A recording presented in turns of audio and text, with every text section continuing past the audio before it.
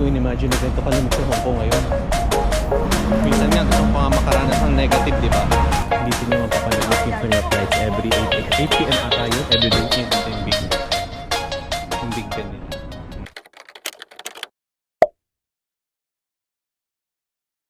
Punta tayo sa saan ba doon? Yung sa Symphony of Lights, yung Victoria Harbor. Ano tayo, lakad-lakad.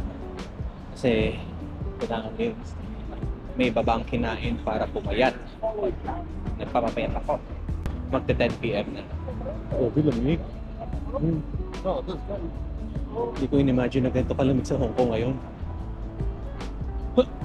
May times naman din na hindi rin maganda na sobrang lamig, hindi rin maganda na sobrang init, di ba?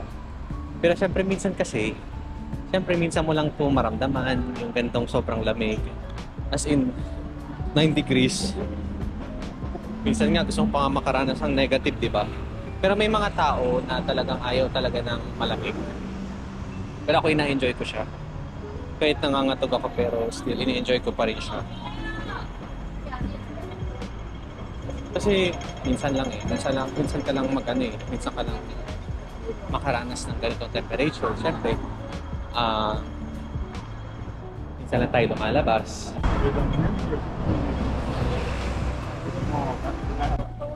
Grabe, sobrang lamig na. Kailangan mong ipasok yung kamay mo sa loob para lang hindi siya mangatog sa lamig. So, medyo konti na lang tao dito sa part na to dahil siguro dahil sobrang lamig. Ayaw na nila lumabas. Pero may mga tao pa rin, no? May mga tao pa rin, no? Mga ilan-ilan. So, lakad-lakad lang tayo dito sa Avenue of the Stars. Tsaka sa, yung mga buildings na to. Yun sa dulong dun.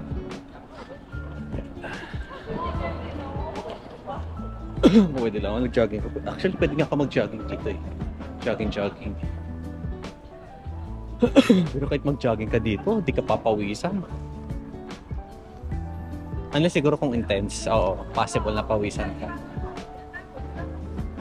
Pero pag lakad, naku, di ka talaga papawisan dito. Wow! Tingnan nyo guys, ang ganda. Oh.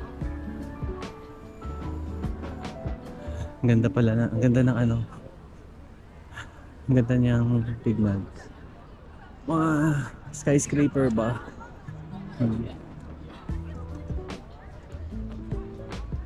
Hindi ko ma-imagine sa Hong Kong pala ako ngayon. Kasi ito sobrang lamig. Nice.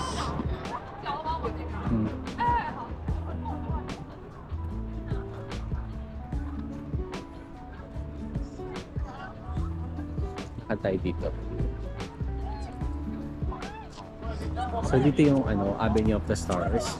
Yung mga kasi may mga dito, yung may mga kamay-kamay. Yung kung sino yung artist. Tapos yan. Dito nyo mapapanood yung Symphony of Lights every 8 p.m. ata yun, every day. Yung mga ilaw-ilaw and then sounds. Parang lights and sounds.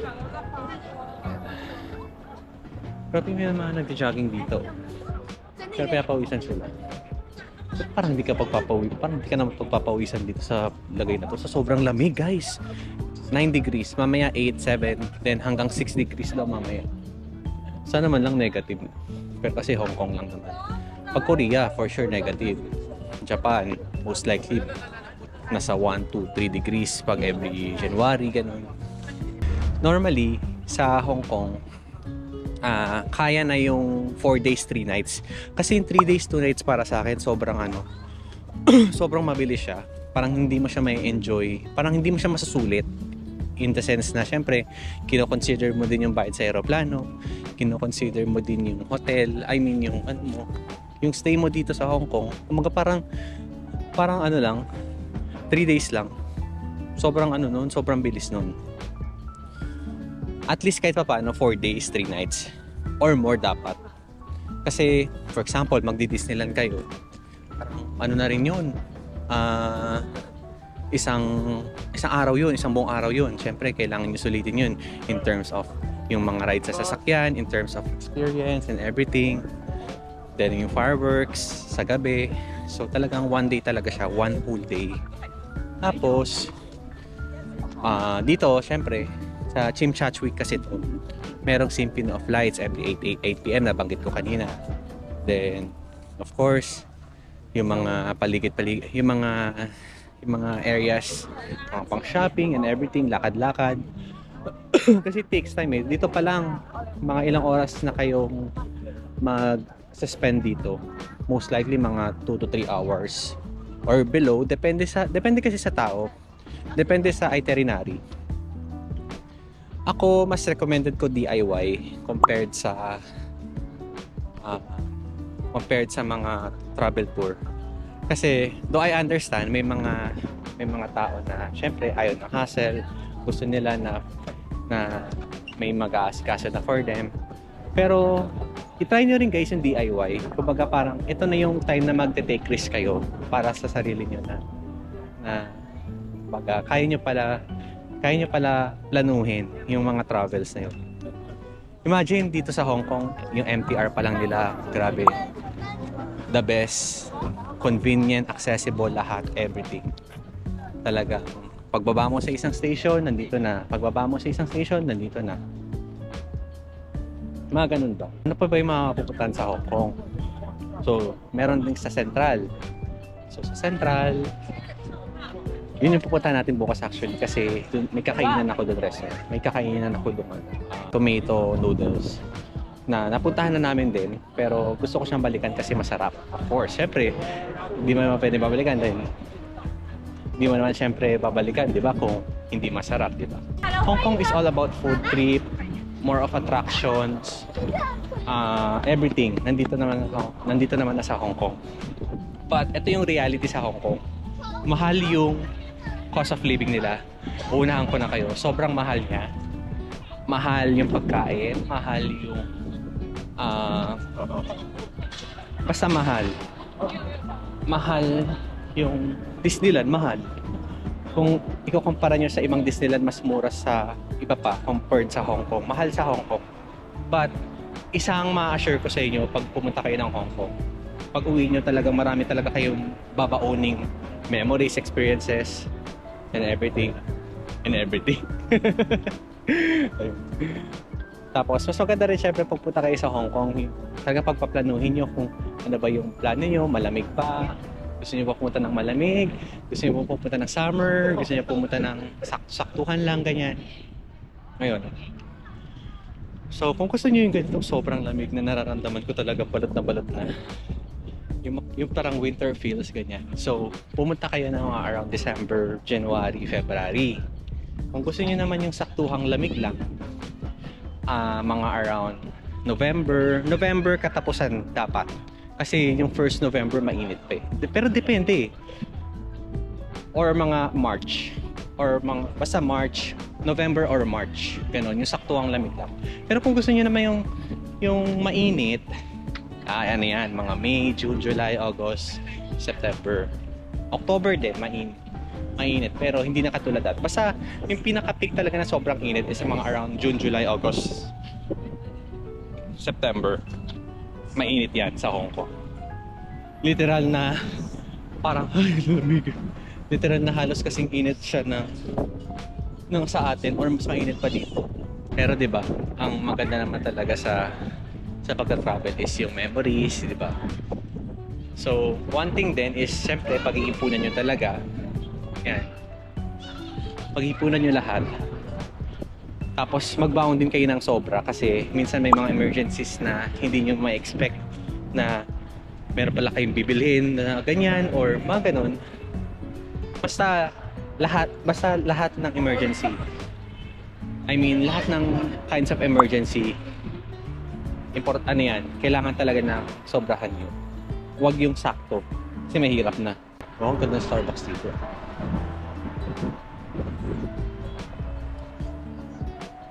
%19 na lang pala yung camera ko. So ito yung papakita ko sa inyo yung bulto ni Jackie Chan, yung monument niya dito.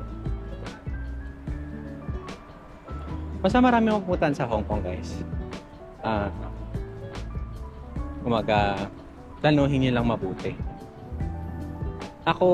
Kaya ako pumunta sa Hong Kong, hindi hindi dahil sa mga pupuntahan, kundi sa pagkain. Pagkain, tsaka ikot-ikot kasi weather, imagine malamig yung weather, so talagang part of part of the agenda yan, yung namimig itong palamig na weather. Mas malamig pa kaysa sa Baguio. So ito guys, ito yung kay Jackie Chan. Yan, monument ni Jackie Chan. Dito yan makikita. Yan. Kasi yung flight. Basta bandang left side. Pag pupunta kayo dito, left side.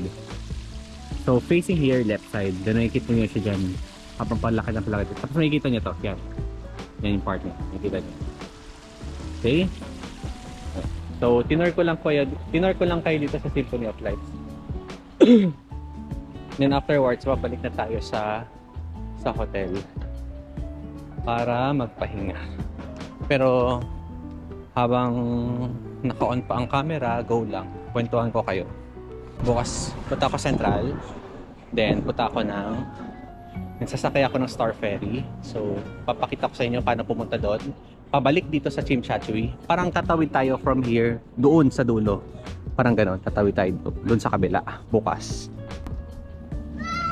So ngayon, punta tayo doon sa dulo. Ilang percent na lang? 15% na lang. Malulubat na ako. Malubat na yung aking GoPro.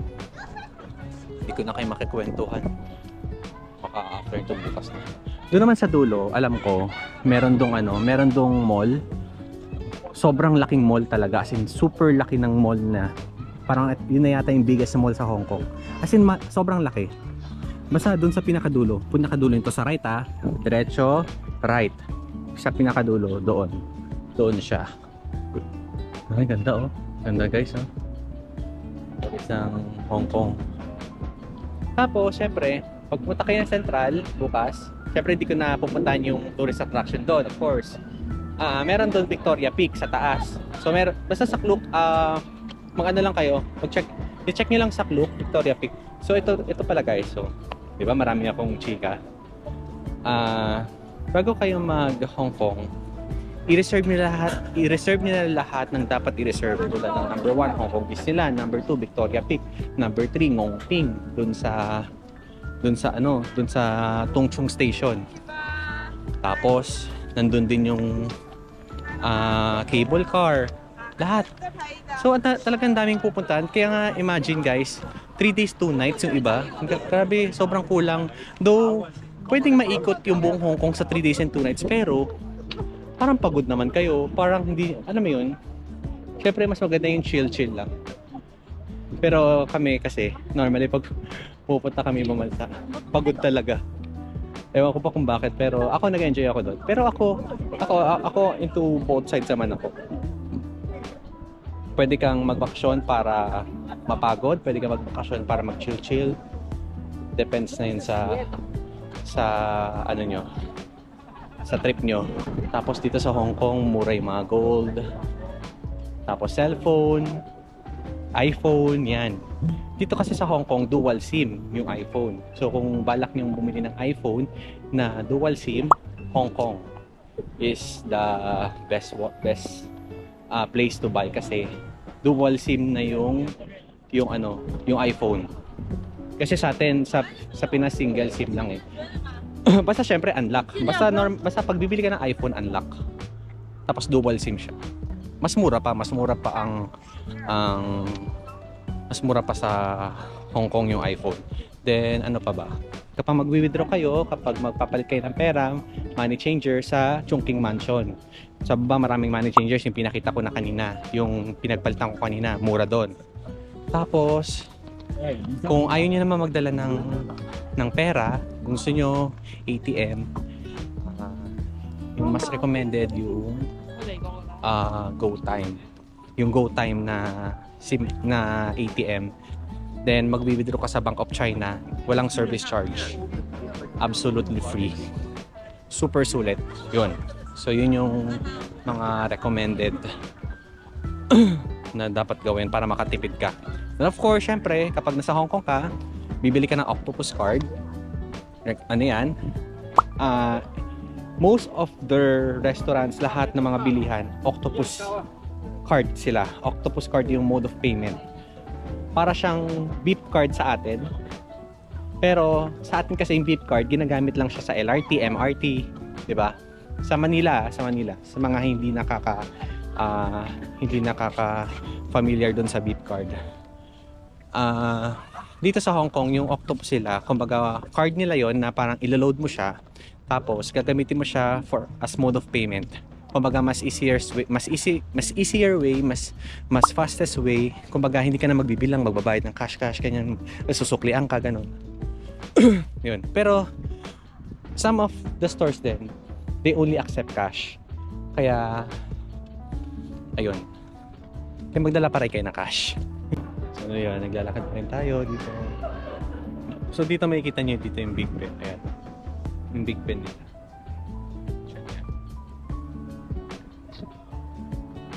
Tapos may ice cream doon sa dulo.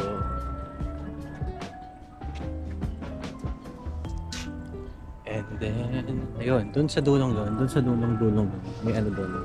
Doon yung mall, yung pinaka-mall. Tapos dito yung Star Ferry.